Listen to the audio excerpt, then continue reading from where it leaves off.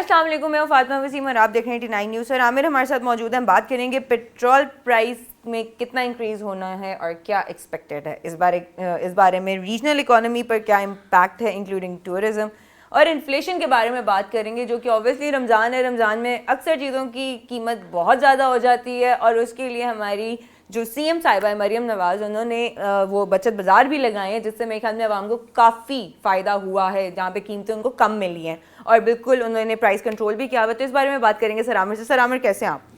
जी फातिमा, कैसी हैं? मैं अल्हम्दुलिल्लाह ठीक ठाक। सर, पेट्रोल प्राइसेस में क्या एक्सपेक्टेड इंक्रीज़ होगा? पेट्रोल प्राइसेस देखिए, वॉर शुरू होने से पहले $58-59 पर बैरल, $60 पर बैरल, कहीं डिस्काउंटेड प्राइस थी, कुछ मुल्कों के पास स्पेशल फैसिलिटी थी। एक तो पेट्रोल प्राइसेस पूरी दुनिया के लिए बनेगी, और ये खाली पेट्रोल प्राइसेस का मतलब ये नहीं होता कि आपने सिर्फ पेट्रोल गाड़ियों में यूज़ करना है। ये इंडस्ट्री में और बहुत सारी जगह पे इसका इतना मास यूसेज है कि इस एलिमेंट को निगलेक्ट नहीं किया जा सकता कि पूरी दुनिया की तरक्की का पहिया जो है वो पेट्रोल से चल रहा है। अब गल्फ वो रीजन था, यहाँ पे सबसे ज़्यादा पेट्रोल कहाँ पे कंज्यूम हो रहा था? आपका कोरिया, जापान, और सबसे बड़ा बायर था China, and China was a buyer from Iran. अब ईरान के अगर ईरान इज इन वॉर, और ये वो इलाका है जहाँ से दुनिया का 20-25% ऑयल को 35% गैस ट्रेवल करती थी, यानी यहाँ से निकल के बाहर for the rest of the world पूरी दुनिया में जाती थी, और सबसे ज़्यादा डिपेंडेंसी थी चाइना की इसी रीजन में। अब एक एलिमेंट ये है, कहने वाले ये कहते हैं कि जी इसकी वजह से चाइना की तरक्की का पहिया थोड़ी देर के लिए डिस्टर्ब हो जाएगा। मैं ये नहीं कह सकता रुक जाएगा, वो तो बड़ा मुश्किल है। चले, अगर यही बात है तो इसका एक सबसे बड़ा फायदा किसको हो रहा है? वो तो हो रहा है रशिया को। भाई, रशिया जो $60 पर बैरल पे पेट्रोल बेच रहा था, आज वही पेट्रोल अगर वो $100 पर बैरल पे बेच रहा है, तो इसका मतलब ये है कि उसकी इकोनॉमी को तो अरबों डॉलर का जंप लग गया, और वो जंप का किसे फायदा है? इसलिए मैं समझता हूं कि America is not in that position कि वो कहते भी हैं कि हम पेट्रोल प्राइसेस को नहीं बढ़ने देंगे, या जैसे उन्होंने कहा जी हमने वेनेजुएला से प्रोडक्शन शुरू कर दी है, वहां से पेट्रोल लाना शुरू हो गया। तो this may have some meaning कि पेट्रोल की प्राइस उतनी नहीं बढ़ेगी जितनी लोग स्पेकुलेट करें, ऑल्दो दिस इज ऑलरेडी $80 पर बैरल। तो ये जो $100 और प्लस $100 क्रॉस करने वाली जो बातें हैं, ये I don't feel that is that much true. ये इतना होगा नहीं, लेकिन इम्पैक्ट आएगा जरूर, और इस इम्पैक्ट की वजह से देखिए प्राइसेस पाकिस्तान में भी बढ़ेंगी, ट्रांसपोर्टेशन की प्राइसेस बढ़ेंगी, हमारी प्रोडक्शन कॉस्ट बढ़ेगी, और तरक्की का पहिया रुकता ही रुकता है। लेकिन किसी ने यह भी कह दिया कि पाकिस्तान में जी पेट्रोल की राशनिंग हो रही है, ऐसा बिल्कुल नहीं है। पाकिस्तान में हमेशा ऑलमोस्ट 30 दिन का पेट्रोल पाकिस्तान की गवर्नमेंट के पास एडवांस में पड़ा होता है हमेशा, गैस भी और पेट्रोल भी। अगर गैस और पेट्रोल यहाँ पे 30 दिन का पड़ा हुआ है, तो फिर हमारी लोकल प्रोडक्शन भी है, जो हमारी टोटल कंजम्पशन का ऑलमोस्ट 30-35% तो है। तो this is not going to be that serious for Pakistan, but for the rest of the world, especially for Japan, China, and some European countries, this will really affect. Regional economy पर क्या impact है including tourism? Regional economy अब ये, अब देखिए पूरी दुनिया से इन्वेस्टर उठ के कहाँ पे आ रहा था? वो आ रहा था दुबई में, यूएई में। यूएई में सबसे बड़ी इन्वेस्टमेंट आ रही थी यूके से, और लोग ऑफिशियली माइग्रेट कर रहे थे, यानी यूके लोकल सिटीजन वो माइग्रेट कर रहे थे कि जी हम रहना चाहते हैं कहाँ पे आके? यूएई में। वहाँ पे प्रॉपर्टी प्राइसेस बूम कर रही थी, हर चीज़ बढ़ रही थी, और टूरिज्म का ये आलम है कि आप पाकिस्तान से, सिर्फ पाकिस्तान से ही तकरीबन 50 फ्लाइट्स डिफरेंट एयरपोर्ट से ऑपरेट होती हैं, जो वाया मिडल ईस्ट जाती हैं। और वाया मिडिल ईस्ट का मतलब है कतर हो गया, यूएई की डिफरेंट डेस्टिनेशंस हैं, और इस तरह बहरीन है। तो ये सारे टूरिस्ट डेस्टिनेशंस थी। यहाँ पे दुनिया का सबसे ज्यादा टूरिस्ट अट्रैक्ट कर लिया था यूएई ने। अब वो टूरिस्ट, उसका कॉन्फिडेंस शेक हो गया। उससे क्या इंपैक्ट आया कि वो दुनिया की most successful airline like Emirates ऑल्डो वो कहते हैं कि Emirates got a very deep pocket, कि उसको इतना फर्क नहीं पड़ रहा। कतर एयरलाइन के पीछे कतर गवर्नमेंट खड़ी है, तो ठीक है वो दोनों थोड़ी सस्टेन कर जाएंगी, इत्तेहाद के पीछे भी चले खड़ी है, लेकिन उनका बिलियंस ऑफ डॉलर का नुकसान हो रहा है टूरिज्म का ऑन डेली बेसिस। और जो लोग वहां से निकलना चाह रहे हैं, जो जो चोक हो गई है, जो एयरलाइन की कैपेसिटी चोक हो गई है, जिसकी वजह से हर तरफ एक प्रेशर बन गया है, this is all which is going to be very serious for this all Middle east.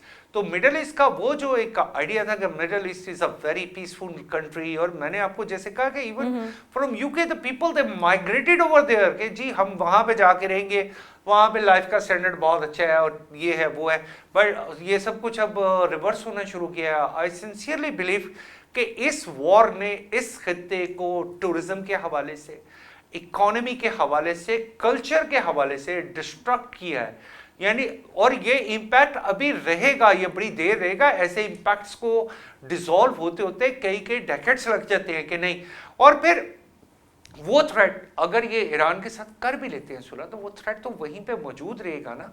ये तो सुलह अगर वक्ती तौर पे हो सकती है, but they are not able to change the regime अगर चेंज नहीं है तो अमेरिका ने तो कुछ भी हासिल नहीं किया।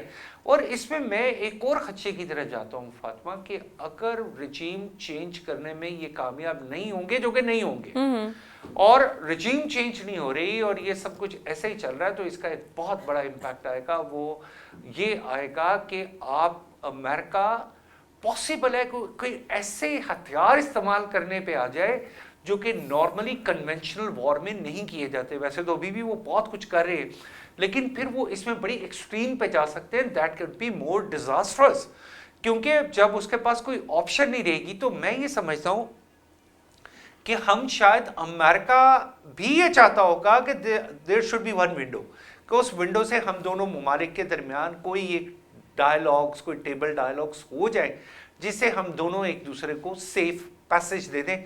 ये मेरा ख्याल है कि बहुत ज़रूरी है। राइट सर, बात करेंगे रमज़ान बाज़ार के बारे में और इन्फ्लेशन के बारे में, चूँकि ऑब्वियसली ओवरऑल एक इन्फ्लेशन बढ़ रहा है, सब कुछ हो रहा है, और रमज़ान का महीना भी है, तो इसमें बहुत ज़्यादा प्राइसेस बढ़ जाते हैं, चाहे वेजिटेबल हैं, फ्रूट्स हैं, चाहे जो मर्ज़ी है। लेकिन मरीम नवाज़ ने, जो हमारी सीएम है, उन्होंने बचत बाज़ार लगवाए हैं, और उनका कहना ये है कि मरीम औरंगज़ेब ने उन पे पूरा प्राइस कंट्रोल चेक रखा हुआ है, और सारा उनके जितने भी वर्कर्स हैं या उनके एम्प्लॉयज़ हैं, या जो भी आप कह सकते हैं, उनके साथी जो हैं, वो हर चीज़ पे कंट्रोल रख के बैठे हैं। तो क्या ऐसा है?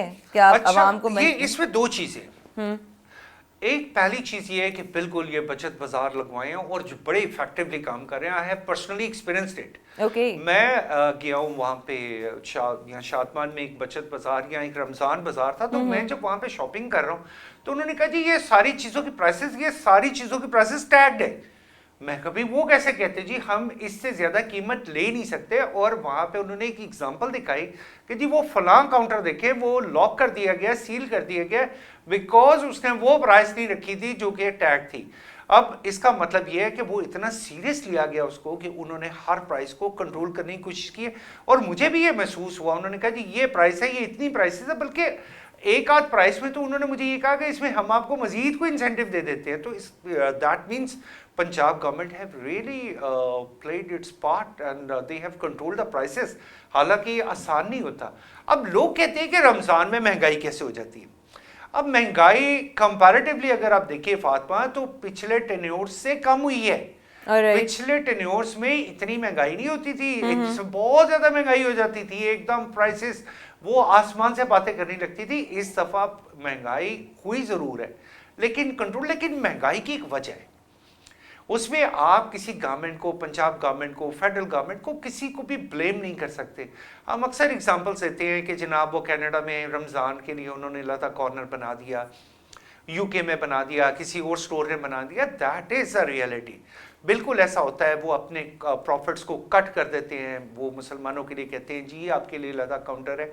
Okay, that is very much possible. लेकिन दुनिया में एक असूल है डिमांड एंड सप्लाई का। आप मुझे बताइए, मैं अपने नाज़रीन से पूछना चाहता हूं कि पहले अगर आप रात को खाना खाते थे तो वो खाना होता था एक सालन, एक रोटी, एक चावल, एक बिरयानी, एक पुलाव।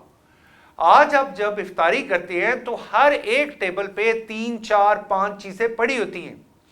उसमें चाट भी होती है, दही भल्ले भी होते हैं, फ्रूट भी होता है, उसमें हर एक चीज़ होती है।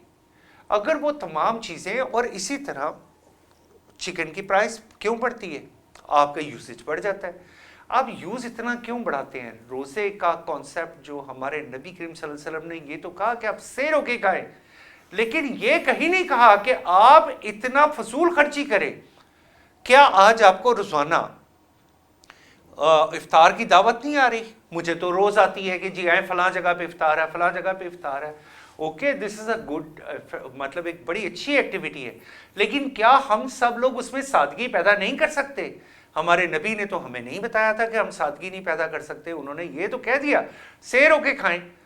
भाई बिल्कुल सैर होके खाएं, लेकिन आप लोग इतने एक्स्ट्रा वैकेंट मत हों, उतने खर्चा मत करें, उतनी चीज़ों को मत इंगेज करें। खाने के लिए आप लोग अपने दस्तरखान को इतना वसी मत करें कि लोगों के लिए। और वो जो कॉन्सेप्ट है किस चीज़ का, रोज़े का कॉन्सेप्ट है कि हमें इस चीज़ का एहसास होना चाहिए कि गरीबों को भूखा भी रहना पड़ सकता है।